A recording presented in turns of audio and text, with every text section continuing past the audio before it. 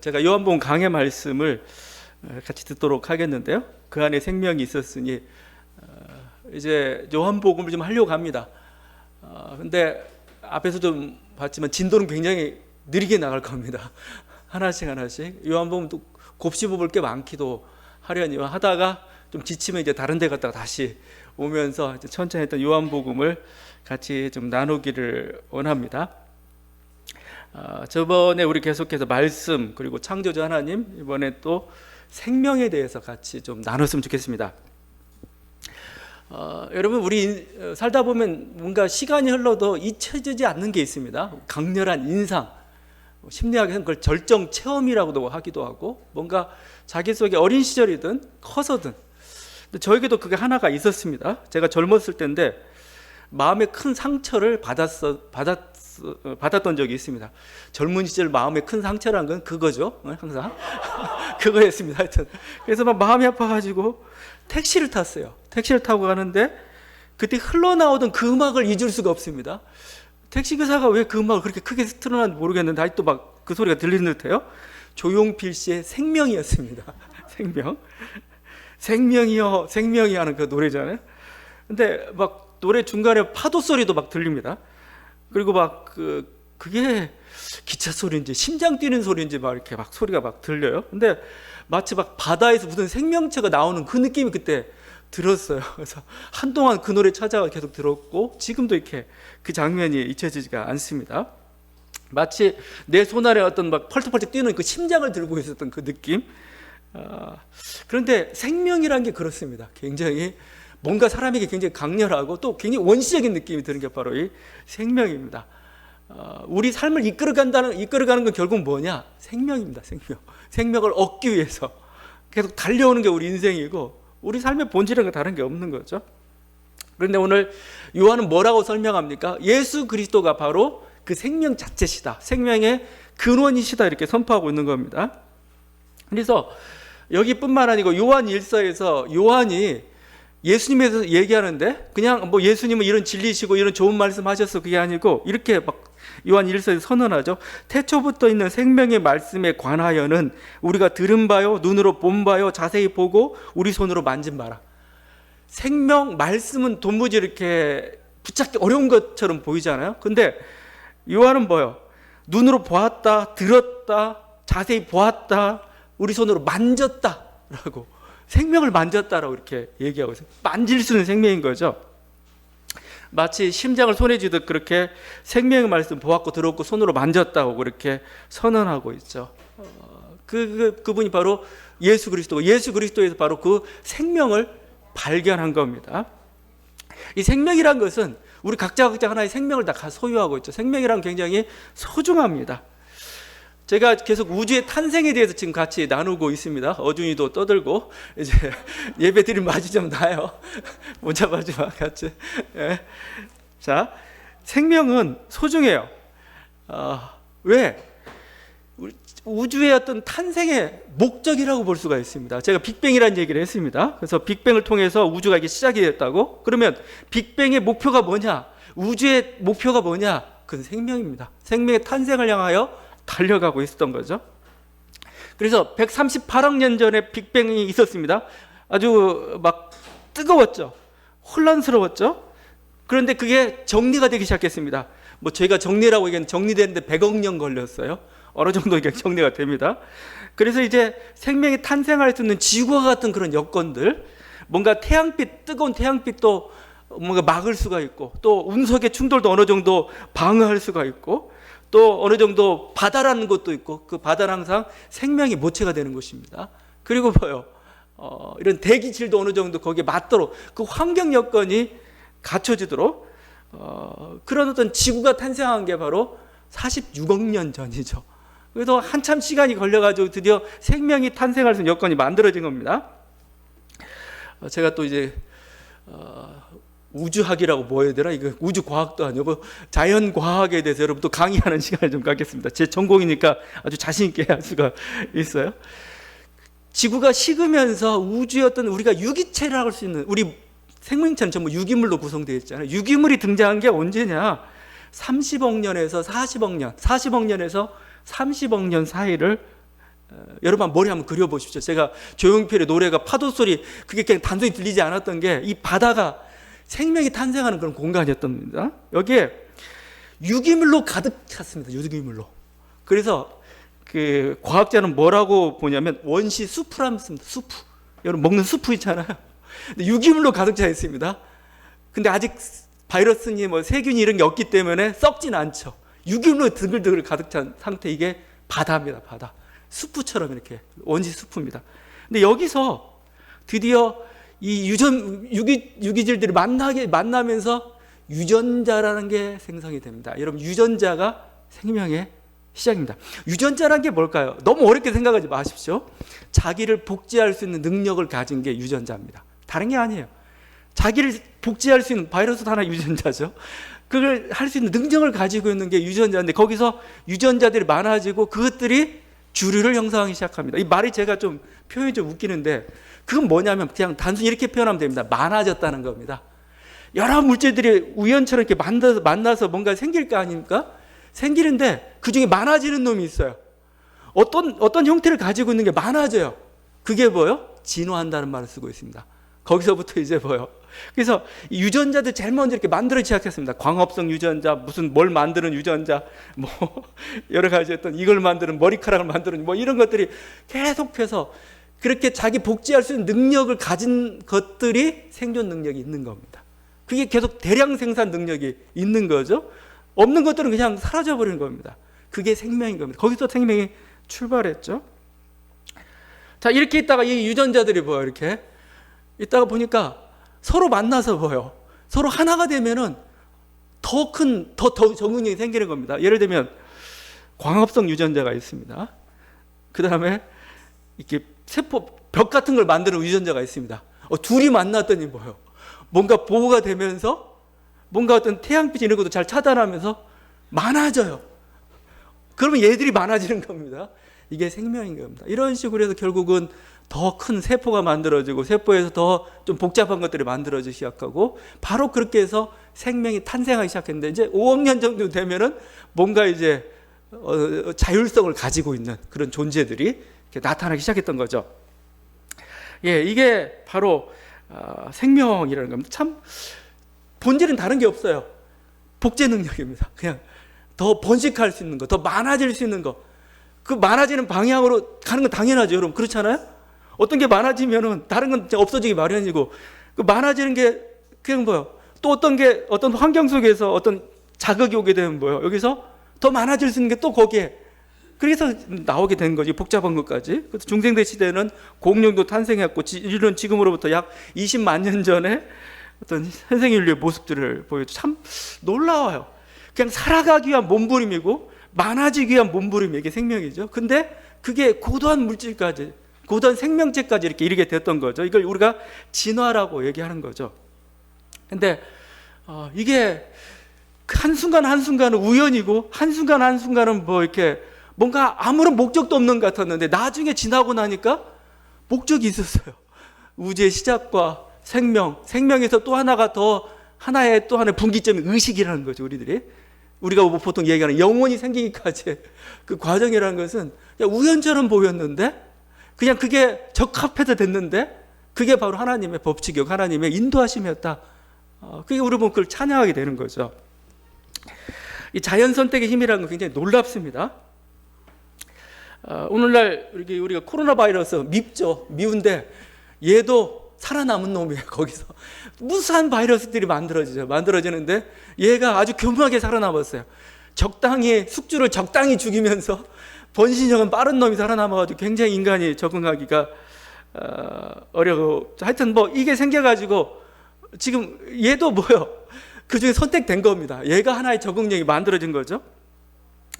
자, 이제 인간과 싸움이 시작된 겁니다. 이놈을 완전히 박멸하든지, 아니면 여에 대한 이것에 대한 어떤 항체가 생기든지, 아니면 적당한 어떤 공동의 어떤 그 적당한 자리가 생길, 그러면 이제 마무리가 되면서 이제 함께 가는 존재가 되어가는 거죠.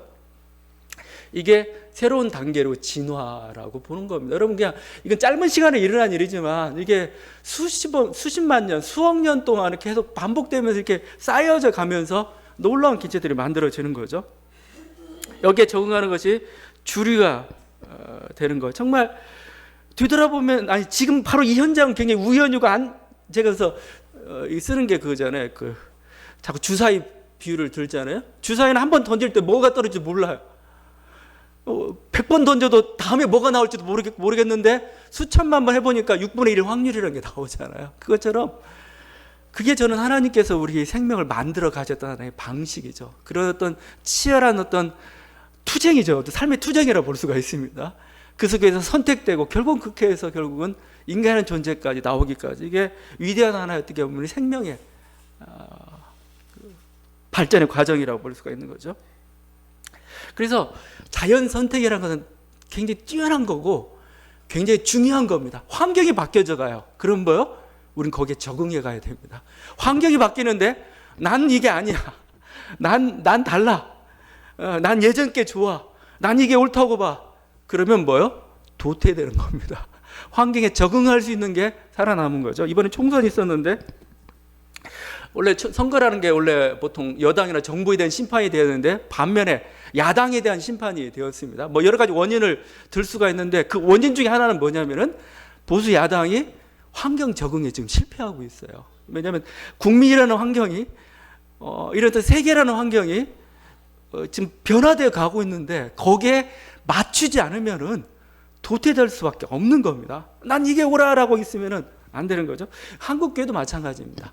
한국 교회도 이 자연 선택이란 전 자연 선택으로 그냥 아주 냉정하게 자연 선택 이렇게 얘기하고 있지만 저는 하나님의 뜻이라고 이렇게 생각해요. 하나님이 뭐요? 국민들을 통해서 사람들의 마음을 통해서 환경 여건을 조성하면서 자기가 이 미래가 자기가 이 세계가 어떤 방향으로 나가길 원하시는 게 나타납니다. 그럼 뭐죠? 거기에 적응하는 개체는 살아남을 겁니다. 종교도 마찬가지입니다.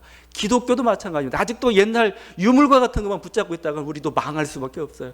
저는 한국 종교사를 보면 느끼는 건데 우리가 해방 당시에 일제시대 때 가장 뭐 불교 이런 거 빼놓고요. 가장 앞섰던 가장 많았던 종교가 천도교예요. 여러분 천도교 거의 100만인가 200만인가 됐습니다. 그때 기독교 인구는 20만도 안 됐습니다. 근데 지금 뭐 천도교는 아주 축소돼 버렸습니다.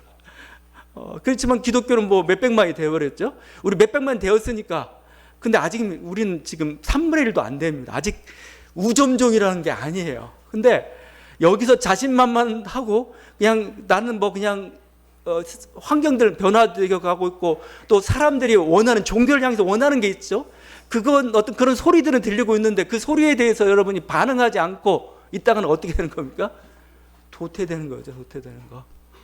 저는 그래서 이건 보수도 마찬가지고 우리 교회도 마찬가지지만 이 반공주의라는 거, 그 다음에 어떤 친일과 친미로 이어지는 사대주의 이거 버리지 않으면은 이거 새롭게 조정하지 않으면은 능력이 없어져요. 지금 옛날에는 그게 가장 크고 중요한 문제일지 모르겠지만 지금은 그게 아닙니다. 지금 우리 민족에 우리 한 사람 한 사람에게 있어서 이렇게 어떤 그 민족의 방향이랄지 이게 무엇을 향하고 있고 무엇이 가장 민족의 생명과 행복에 가장 적합한 거냐 그걸 좀 잘 보셔야 되는 거죠. 그게 아닌 게 돼버렸습니다. 그럼 뭐죠? 새롭게 맞춰가고 새롭게 변화해요. 그러면은 미래가 있는 민족이 되는 거죠. 번성하는 민족이 되는 거고 거기에 대해서 그 자연 선택에 대해서 이렇게 적응하지 못한다면 그 음성에 대해서 순종하지 못한다면 우리는 도태되고 말 겁니다. 이게 여러분 이게 늙는다는 게 뭘까요? 늙는다는 게 여러 가지 얘기했지만 이게 포용성이 떨어지는 것 같아요. 포용성. 그래서 실제 보면은 이 생명이라는 것은 딱딱하지 않습니다. 물론 강철이 제일 강한 것 같잖아요. 얘는 생명력이 없어요. 생명력인 것은 부드럽습니다. 부드러워요. 그래서 우리 몸의 수분도 그래요. 20, 30대에는 체내 수분량이 70%라고 합니다. 근데 60대가 되면은 50%로 떨어지는 저희도 막 푸석푸석하죠. 그래서 수분이 빠졌어요. 수분이 빠진 만큼 딱딱해진 거죠. 굳어진 거죠. 나중에 이제 여러분 죽으면 여러분 전 이제 가끔 저기 입관 예식할 때 이제 이렇게 돌아가신 분이죠. 그분 이제 축복기도 한다면서 머리에다가 이마에다 손을 놓고 기도할 때가 있습니다. 근데 갑자기 섬찟하고 놀랄 때가 많아요. 너무 차갑고 너무 딱딱해요 이게. 이게 이게 죽은 겁니다. 죽은 거. 수용력 제로가 죽은 겁니다. 수용력 제로. 여러분, 그래서 어떤 식으로든 우리는 뭐요? 살아있다는 것은 수용력이 있는 거죠. 같이 함께하고 받아들이고 포용력 있고, 그래야 오래 살 수가 있습니다. 그래야 우리가 적응력이 빠르고 그게 유리하다는 거죠. 하여튼 이런 과정들, 그러니까 생명의 탄생의 과정 같은 걸 보게 되면, 여러분, 저는 진화론이나 이런 자연색택 보면 누구는 막 하나님이 있어 없어, 하나님이 어떻게 하면서 자기 신앙이 흔들리지 모르겠는데, 거기는 저는 봅니다. 너무 좀 은혜를 받을 때가 있어요. 왜냐하면 아까 얘기했던 환경 적응 같은 문제들, 아니면 어떤 그 다양한 환경 속에서 어떤 그 삶의 투쟁이라는 것들, 이거 보면 참 감동을 받을 때가 있고, 또 한 생명을 이끌고 가기 위해서 가장 중요한 게 사실은 공동체적 연대입니다. 사실은 연대고 협력이에요. 여러분, 연대와 협력의 결과가 여러분 우리 몸뚱아리예요. 사실은요.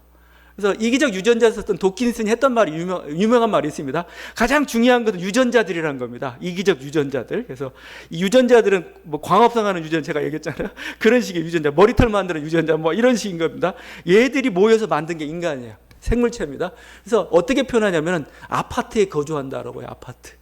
인간이라는 아파트에 유전자들이 거주하고 있어요. 왜? 이렇게 살아야 가장 행복하고 가장 많이 이렇게 자기 개체 본연에 유리하니까. 그래서 유전자는 굉장히 이기적인 행동을 하고 있는 겁니다.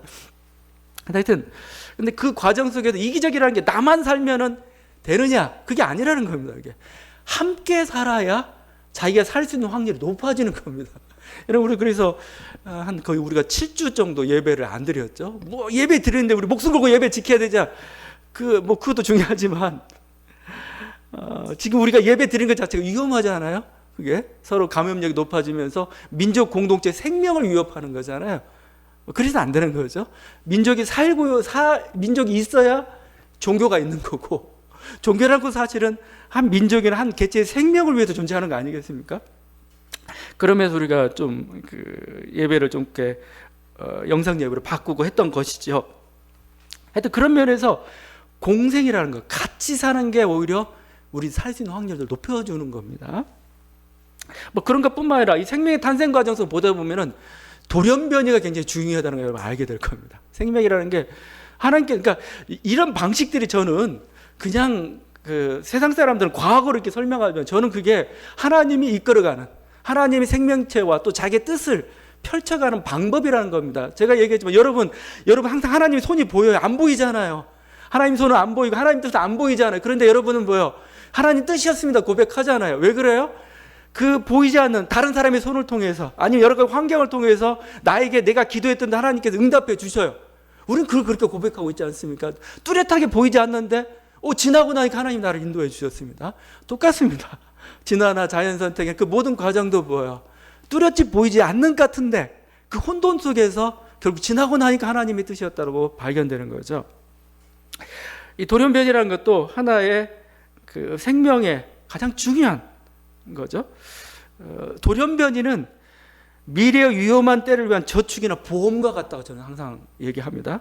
제가 한번 전에 얘기했던 건, 제가 대학 시절에 미생물학을 전공했다고 그랬죠. 제가 그때 막 하나님한테 빠져가지고 또 여러 가지 사회운동 이런 게 같이 빠져가지고 공부를 뭐 안 했습니다. 안 해가지고 제가 실험하면은 좀 미생물학인데 막 제가 이렇게 제가 배양한 균주나 곰팡이는 막 넘쳐나요. 막 그래서 옆에까지 관리를 안 하니까 공부도 안 하고, 하여튼 공부는 대충 안 했는데 그래도 남는 실험 하나가 있어요. 그 실험은 아직도 남아 너무 저는 충격이어서 그랬습니다. 어떤 충격이었냐면 이런 거였죠. 박테리아가 있어요. 박테리아가 있는데 자외선을 쬐어줘요. 자외선을 딱 쬐어주면은 돌연변이가 뭔가 살아남는 개체가 생겨요. 그럼 여러분 여기가 돌연변이가 생겼다는 거잖아요. 그럼 이제 이걸 해석하는 겁니다. 이거죠.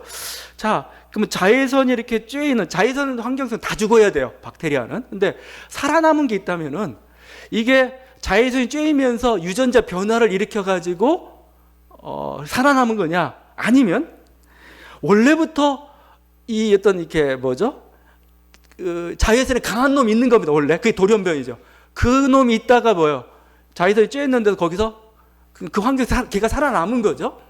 그거 하는 실험했는데 결과가 어땠느냐? 저는 그래도 당연히 자외선 이렇게 오니까 그때 유전자가 변화시킨 거 아니야? 그럴 시간 없습니다. 그럴 시간 없고 결국은 답은 뭐였냐면 이미 있었어요. 이미 돌연변이제가 있었습니다. 그러니까 우리 안에서는 이미 많은 실험이 일어나고 있다는 겁니다. 그래서 다양한 것들이 생겼고 그 다양한 것 중에 하나가 뭐예요? 그 환경 속에서 살아남은 겁니다. 그래서 이미 있었던 내가 자외선 환경 속에 다 죽었지만 얘만 살아남았어요. 그게 그게 굉장히 충격이었던 거죠. 그게 생명이 살아가는 방식입니다. 그래서 여러분 그 유사시에는 그러니까 돌연변이가 인류의 생명의 끈이에요. 그래서 우리 사회에 존재하는 어떤 괴짜들 있죠. 이상한 존재들, 비정상이라는 존재들 굉장히 소중합니다. 저는 뭐냐면 하나님의 보험이라고 항상 얘기해요. 하나님의 보험이고 하나님의 저축이다. 유사시 환경 속에서는 너만 살아남을 거다 이거죠. 괴짜들만. 정상적인 사람 다 죽어버려요. 왜냐하면 정상이라는 게 결국은 뭐예요? 그 환경에 잘 적응했다는 거잖아요. 새로운 환경이 오게 되면 적응 못 하잖아요. 그럼 괴짜만 적응하고 거기서 살아남는 거 이렇게. 그래서 결국 우리들 사회 속에서는 다양성이 중요하다는 겁니다. 다양성을 무시하지 마세요. 나와 같지 않다고, 나는 순수하다고, 그게 좋은 거 아닙니다.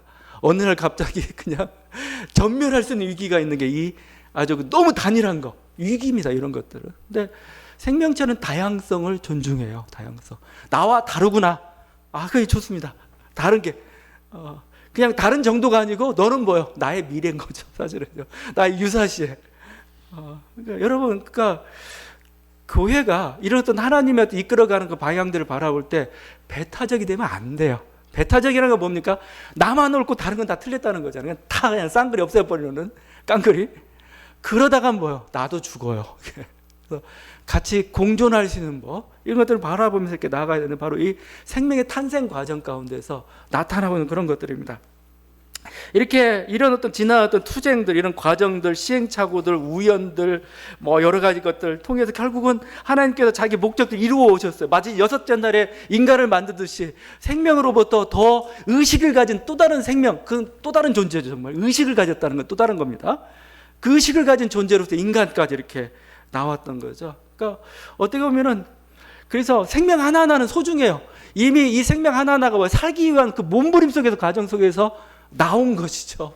그 어떤 그 생명을 향한 몸부림을 우리는 존중해 줘야 돼요. 존중해 줘야 돼요. 그 무게를 인정해 줘야 돼요. 비록 내가 더 진화된 더 그런 생명으로서 모든 걸 다 점령하고 있지만 인간은 항상 그래서 좀 미안함을 가져야 돼요. 이런 어떤 모든 생명체의 흐름 속에 나온 게 우리 인간이라는 그 존재죠. 근데 거의 뭐 이 세상에서 많은 생물들이 다 멸종을 당했습니다. 거의 인간과 함께 같이 있는 것만 살아남았어요. 여러분 인간보다 더 많은 게 뭔지 아세요? 인간보다 닭입니다. 닭이 200억 마리가 넘어가요. 인간이 먹으려고 닭을 그래서 닭뼈도 많고 해서 만약에 한참 후에 지구의 고생물학을 연구해 보니까 닭뼈만 나와요. 그래서 이때는 아마 닭의 시대였을 거라고 얘기할지도 모르겠어요. 하여튼 근데 인간 늑대도 다 죽었어요. 뭐 전 세계 한 20만 마리가 되나? 근데 늑대와 비슷한 개는 살아남았어요. 한 5억 마리가 된다고 그래요. 왜냐하면 인간이 친화력이 있기 때문에 인간이 그냥 자기 편. 그래서 뭔가 인간 중심으로 다 모든 걸 다. 그래서 조금 양심의 가책을 좀 느껴야 됩니다. 그래서 그 슈바이처가 그 생명의 경외, 생명에 대한 외경 뭐 이런 것들을 얘기했는데 우리는 그걸 좀 귀담아 좀 듣긴 해야 됩니다. 생명. 왜냐하면 내 생명만 중요하다. 그냥 이기적인 거죠. 그래서 안 되고 다른 생명들도 소중하게 여기는. 왜냐하면 그 자체가 정말 치열한 삶의 과정 속이고 또 하나님께서 모든 계획 가운데서 뭐요? 하나하나 어떻게 이제 정리돼가는 그 속에서 어떤 한 시대 속에서는 뭔가 한 시대를 풍미했던 한 시대를 이끌어왔던 그런 존재들입니다. 사실은요. 슈바이처는 생명에 대한 경외의 사상을 이렇게 얘기합니다. 인간에 대해 이렇게 얘기합니다. 나는 살고자 하는 무생명들 가운데 있는 또 하나의 생명이다. 살고자 하는 많은 생명들은 그 중에 있는 한 생명이다. 자기 생명, 인간에 대한 정의예요. 그래서 이 슈바이처는 생명 외경의 윤리는 우주적으로 확대된 사랑의 윤리다. 인간의 생명이든 동식물의 생명이든 상관없이 모든 생명을 생명으로서 신성하게 여기고 여기는 것, 이것. 그리고 공경에 빠진 생명을 헌신적으로 도와줄 때 인간은 비로소 윤리적일 때가 있다 이거죠. 가장 윤리의 기본은 뭐예요? 산다는 겁니다.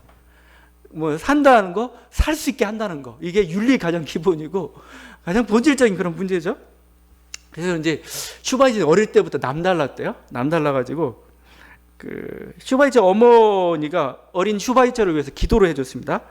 매일 밤 그 침대 머리맡에서 기도를 해줬는데 이 어머니가 기도가 끝나고 난 다음에 슈바이처는 이런 생각이 들었다는 거예요. 기도할 때마다 사람들만을 위해서 기도한다는 거예요. 자기나 자기 가족이나 뭔가. 그래서 갑자기 든 생각, 이렇게 사람들은 기도해 주는데 기도해 줄 사람이 없는 생명체는 어떻게 하냐는 거예요. 그래서 불쌍한 생각이 들어가지고 어머니 기도가 끝나고 나면 이렇게 기도했다는 겁니다. 혼자서 숨 쉬고 있는 모든 것을 축복해 주십시오 했다는 거예요. 어렸을 때 좀 남달랐습니다. 그래서 이게 생명에 대한 경외, 외경이라고 생명의 철학으로 갖고 이 어떤 그 생명에 대한 철학이 바로 이 사람을 적도로 몰아간 거죠. 적도의 성자로서. 그래서 또 유명한 일화 같은 이런 게 있습니다. 밤에 촛불을 켜놓고 이제 책을 읽어요. 아프리카에서. 근데 날벌레들이 막 날아들다가 불에 타 죽어요. 불쌍하잖아요. 그래서 책을 덮어요. 불을 꺼요. 자자. 이제 그러니까 마치 자인하교라고 그러네, 불교에서 책 한 페이지 넘길 때마다 거기 미생물들이 있을까봐 저기 부채로 쓰러져요. 쓰러지고 이렇게 하고 넘기고 했던 마치.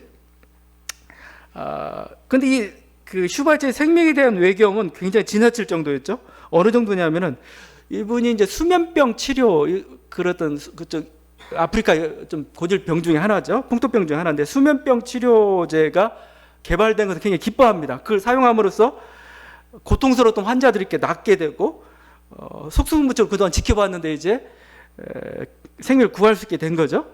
그런데 이 사람 이런 얘기합니다. 현미경을 통해서 수면병을 일으키는 균을 볼 때마다 나는 늘 다른 생명을 구하기 위해서 이 생명을 죽여야 하는가 하는 생각을 하지 않을 수 없다. 예. 코로나 저기 외국 뉴스 같은 데 보면 코로나가 배경으로 이렇게 코로나를 그려놔요. 근데 막 꽃 핀 것처럼 이렇게 원해. 왜 저걸 저렇게 하나. 근데 하여튼 마치 코로나 바이러스를 죽여야 되는 우리 인간, 우리가 살기 위해서는 그거에 대해서 코로나 바이러스를 아주 불쌍하게 여기는 게 바로 이 생명에 대한 외경이었던 건데 너무 지나친 거였지만 하여튼 대단한 생명 사랑했지만 생명에 대한 존중이 있어야 되는 거죠. 왜냐하면 얘도 뭐요, 수많은 바이러스 중에서 살아남았어요. 살아남아서 이제 나도 한번 살아보고자 했는데 결국 인간의 이해와 지금 충돌이 된 거죠. 여기서 굴복하든지 뭔가 타협점을 찾아야 됩니다. 그렇지 않으면은 얘는 박멸되든지 뭔가 할 겁니다. 코로나가 스스로 알아서 좀 이렇게 자기 삶을 정리하면은 오래 살아남을 겁니다. 그런데 그렇지 않고 싸우겠다면 인간도 얘를 죽여야 되죠. 결국은 이제 박멸당하는 그 단계를 가게 될 겁니다. 하여튼 생명이라는 것은 자기가 살고자 하는 의지들이 있다는 거, 그걸 존중하게 여겨주셔야 되는 거죠. 근데 우리 예수님께서 바로 이 생명의 하나님으로 오셨다는 겁니다. 생명을 만드신 분, 또 뭐예요? 생명을 이렇게 뭔가 이렇게 불러일으키는 분. 저는 그래서 제일 좋아하는 말씀이 예수 그리스도 이 땅에 오신 이유는 뭐냐? 생명을 얻게 하고 더 풍성히 얻기 위해서. 생명을. 우리로 하여금 지금 죽어버린 생명을 다시 살리는 것. 그 다음에 뭐죠? 지금 미약한 생명을 더 풍성하게 하는 것. 이게 우리 주님께서 이 땅에 오신 목적이고 지금 그 선언을 하고 있는 겁니다. 모든 생명들이 다 죽었어요. 모든 생명들이 전부 미약해졌습니다. 근데 예수 그리스도 오셔가지고 우리들의 그 생명을 더 불러일으키는 겁니다. 전부 어떤 어둠이나 어떤 거짓이나 탐욕이나 그 죽음의 세력이죠. 거기에 다 죽어버린 그 영혼들을 주님께서 살리기 위해서 오셨다 지금 선언하고 있습니다. 예수님의 이름이 생명이요. 나는 부활이요 생명이니 11장 25절. 나는 곧 길이요 진리요 생명이니 14장 6절. 내가 너에게 이른 말이 영이요 생명이라 말씀하고 있죠. 그래서 이 생명이죠. 저는 그래서 이 생명이라고 얘기할 때 먼저 우리가 영적인 생명 얘기하기 전에 자연적 생명을 얘기했으면 좋겠어요. 우리 주님께서 오신 이유는, 왜냐하면 인간이라는 존재가 몸하고 영혼하고 따로 있는 건 아니잖아요. 몸이 아프면 영혼도 힘들어요. 영혼이 편안하면 몸도 좋아요. 여러분, 저는 가끔가다 이렇게 두통이 막 나요. 두통이 나는데 갑자기 타이레놀을 먹고 나면 너무 기분이 상쾌해져요. 갑자기 저는 천국에 있는 느낌이 자꾸 들어요. 그래서 야, 이 천국이 이게 천국이겠구나. 몸이 아프면 영혼도 아파요. 힘들어요. 그러니까 몸과 주님이 그래서 나는 영혼만 구해주고 몸은 그냥 알아서 해. 그러지 않죠. 풍성한 생명이란 결국은 뭐예요? 우리 몸도 하나님께서 풍성하게 해주시는 것, 몸도 강건하게 해주시는 것, 몸도 행복하게 해주시는 것, 이게 주님의 뜻이라고 봐요. 그 교부시대 교회가 그랬습니다. 이게 성만찬에 잘 나타나고 있는데, 빵이 곧 그리스도의 몸이죠. 화채설은 이미 빵이 그리스도의 몸이 되는 이 화채설은 이전부터 하여튼 초기부터 이렇게 나왔던 것 같아요. 근데 1세기 말, 그러니까 2세기 초 거기에 대표적인 교부가 있습니다. 이그나티우스라는 사람이 있습니다. 그 사람이 이 성찬식의 빵에 대해서 뭐라고 표현했냐면 이렇게 표현했습니다. 축사된 빵은 불멸을 주는 약이자 영적 죽음의 해독제다.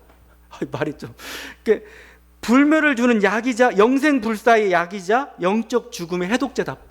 빵을 먹는데 빵을 먹는 게 아니고 그리스도를 먹는데 이 그리스도가 마치 보약인 겁니다. 그래서 영혼의 구원제일 뿐만 아니라 이 불멸을 주는 약이라고 할 때 영생불사 그냥 영원히 천국 간다 그 정도 차원만 아니었던 것 같아요. 그래서 그런지 이 사람들이 주일날 성만찬을 하잖아요. 성만찬이 그러니까 대단히 중요하죠. 성만찬이 그래서 이 성만찬이라는 것은 굉장히 어떤 신비적인 그런 의식들이 있었기 때문에 예배 드릴 때 보통 예배가 두 개로 나눠져요. 일부 예배, 2부 예배가 있어요. 일부 예배는 말씀의 예배입니다. 말씀을 서로 나눠요. 우리는 말씀을 나누는 게 굉장히 중요하다고 생각하는데, 말씀이 끝나고 나면은 믿는 사람이든 믿지 않는 사람이든 세례받은 사람, 세례받은 같이 말씀을 예배를 드리다가 다 빠져나가요. 다시 입장합니다. 2부 때는 다시 입장하는데 그때가 성만찬이 시작되는 겁니다. 성만찬은 굉장히 비밀스러운 의식들로 지금 굉장히 어떤 성만찬에 가진 놀라운 그 효력들, 그게 우리가 구원을 가져다 줄 뿐만 아니라 육신의 강건함을 가져다 주는, 실제 그래서 중세시대 성만찬 과정 속에서 몸에 병이 낫는 일도 또 사실은 그런 간증들도 나오고 막 합니다. 예수님의 빵을, 우리 몸이 질병이라는 어둠이고 죽음이잖아요. 근데 예수 그리스도의 그 생명이 들어오니까 살아난다. 이런 기적들도 얘기하기도 하고 합니다. 우리도 성만찬에 그런 기적들이 나타나면 좋겠는데, 하여튼 그 관심은 요는 우리 주님이 우리 영혼만 관심이 있다는 건 아닙니다. 우리 몸에 강건함을 가져다 주는데, 그래서 이렇게 성만찬 빵을 먹는데 이들이 너무 좋으니까 빵을 가지고 가요. 우리도 나눠줄까 봐요. 가지고 가가지고 매일 아침 복용합니다. 이렇게 비타민C 먹듯이 예수 그리스도의 빵이 하면서 먹고 제가 신방이라는 게 왜 생겼느냐, 주일날 참여하지 못한 성도들을 이렇게 빵을 가져다 주는 겁니다. 이렇게 빵을 가져와서 먹으라고, 옥에 갇혔다든가 여러 가지 일들이 있어서 예배 참석 못했으면 그들에게 빵을 가져다 준 게 성만찬입니다. 그래서 여러분, 이 성만찬이 있어야 교회가 살아남아요, 사실은요. 왜냐하면 이런 인터넷이나 이런 환경 속에서 그래도 우리 기독교를 보존할 수 있는 성만찬입니다. 나중에 모르죠. 3D 프린터가 아주 그냥 잘 돼가지고 그냥 각 집집마다 하면은 그냥 그 빵 그대로 먹을 수 있는 그런 환경까지 갈지 모르겠는데, 하여튼 그런 거죠. 그래서 주님이 이 땅에 오신 이유는 뭐냐? 양으로 생명을 얻게 하고 더 풍성히 얻게 하려 했다는 거죠. 우리들이 예수 그리스도께서 우리들로 하여금 우리들의 건강에 대해서 관심이 있으세요. 전 그래서 옛날 조인교 목사님 순복음교회 3박자 축복하자. 네 영혼이 잘 되고, 네 육신이 강건하고, 범사가 형통.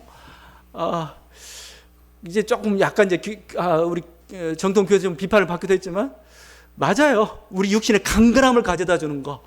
이게 그리스도께서 우리가 원하시는 바이고, 우리들이 기도할 때 하나님, 우리들의 당신의 영혼의 빵을 먹습니다. 우리 영혼뿐만 아니라 우리 육신도 구원해 주십시오. 우리 육신이 온전히 하나님의 생명 가운데 거할 수 있도록. 그래서 모든 질병이나 어둠이나 혼란스러운 것들이 우리들이 거하지 않게 하시고, 하나님의 질서와 하나님의 그 풍요와 하나님의 기쁨과 하나님의 감사가 넘치길 바랍니다. 우리도 이게 기도가 돼야 될 것이고, 우리 주님은 우리들이 강건하기를 원하세요. 우리 영혼이 평안하기를 원하시는 거죠. 제가 이게 자꾸 이 육적인 생명만 자꾸 얘기하다 보면, 영적인 생명은 여러분이 너무나 잘 알고 있기 때문에 제가 그 얘기는 하지 않는 겁니다.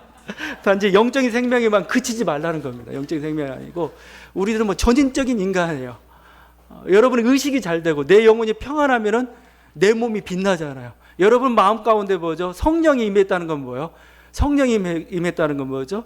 결국 꿈이 있는 거고 소망이 있는 거고 활력이 있는 거고 그래서 내 얼굴이 빛나고 젊어지잖아요, 사실은요. 그게 다 모든 게 다 연결이 되어 있는 거고 우리 주님께서는 이런 우리들에게 온전한 생명을 주시기 위해서 우리의 영혼의 생명, 영적인 생명뿐만 아니라 우리 육적인 생명도 풍성하게 하고 그 모든 것들을 다 잃어버렸습니다. 또 구약 시대에는 병의 원인을 죄에서 찾았잖아요. 죄에서. 이게 굉장히 영적인 것과 같이 엮여져 있는 겁니다.